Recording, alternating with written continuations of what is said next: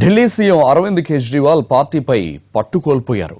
ఇప్పటిదాకా ఆమ్ ఆద్మీ పార్టీలో తిరుగులేని అధికారం చెలాయించిన కేజ్రీవాల్ కుమార్ విశ్వాస్ దెబ్బకు దిగొచ్చారు. విశ్వాస్ పై విమర్శలు చేసిన ఎమ్మెల్యేలపై సస్పెన్షన్ వేటు వేశారు.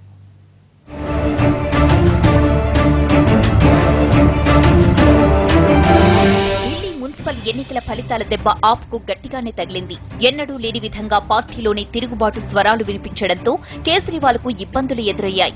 సీనియర్ నేత కుమార్ విశ్వాస్ మరో అడుగు ముందుకేసి కేజ్రీవాల్ పద్ధతి మార్చుకోవాలని సూచించారు. దీంతో కేజ్రీవాల్ వర్గానికి కోపమొచ్చింది. ఎమ్మెల్యే అమానతుల్లా ఖాన్ విశ్వాస్ పై విరుచుకుపడ్డారు. అతను బీజేపీ ఏజెంట్ అని విమర్శించడంతో రచ్చ మొదలైంది.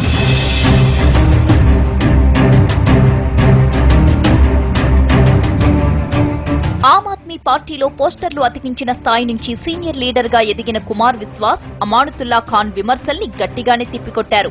ఆయన ఎవరి ముసుగులో ఇదంతా చేస్తున్నారో తెలుసని చెప్పి పరోక్షంగా కేజ్రీవాల్ ని టార్గెట్ చేశారు. 24 గంటల్లో భవిష్యత్ కార్యాచరణ ప్రకటిస్తానని హెచ్చరించారు. దీంతో కేజ్రీవాల్ అలర్ట్ అయ్యారు.